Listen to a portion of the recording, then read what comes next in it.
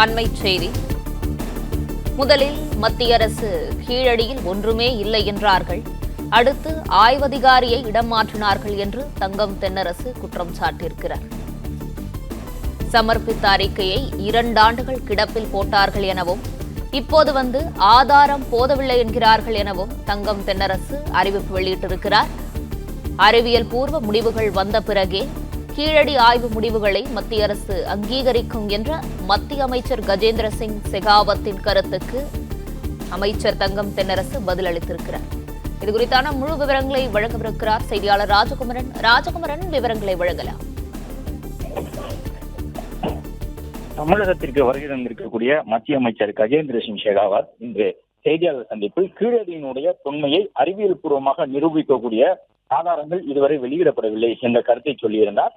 கீழடியின் ஆய்வு அறிக்கையை மத்திய அரசு திரும்பி அனுப்பியிருந்த நிலையில் அதற்கான விளக்கம் தரும் பொழுது இந்த தகவலை மத்திய அமைச்சர் கஜேந்திர சிங் ஷெகாவத் தெரிவித்திருந்த நிலையில்தான் தமிழக தொல்லியல் துறை அமைச்சர் தங்கம் தென்னரசு இந்த பதிவினை வெளியிட்டிருக்கின்றார்.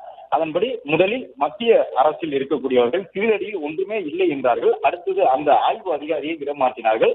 அதன் பிறகு இனிமேல் கீழடிக்காக நிதியை ஒதுக்க மாட்டோம் என்றார்கள். கடைசியாக கீழடி தொடர்பாக வழங்கப்பட்ட அறிக்கையை 2 ஆண்டுகள் கிடப்பில் போட்டார்கள். இப்போது வந்து ஆதாரம் போதவில்லை என்கிறார்கள் என்று மத்திய அமைச்சரை சுட்டிக்காட்டி தனது கண்டனத்தை தெரிவித்திருக்கின்றார்.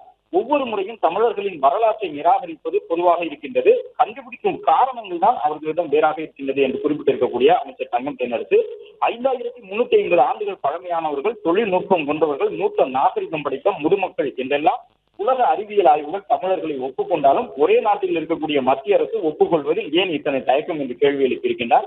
தமிழர்களை எப்போதும் 2ஆம் தர குடிமக்களாகத்தான் வைத்திருக்க வேண்டும் என்ற தனியாக சாகமா என்றும் கேள்வி எழுப்பியிருக்கக்கூடிய அமைச்சர் தங்கம் தென்னரசு வரலாறும் அது கூறும் உண்மையும் மலிவான அரசியலுக்காக காத்திருக்காது எனவும், வரலாறு என்பது மக்களுக்கானவை, மக்களிடமே சென்று சேரும் என்று குறிப்பிட்டிருக்கக்கூடிய அமைச்சர் தங்கம் தென்னரசு பூனை கண்ணை மூடிக்கொண்டு விட்டால் உலகம் இருண்டு விடுமா என்ன என்றும் கேள்வி எழுப்பியிருக்கின்றார்.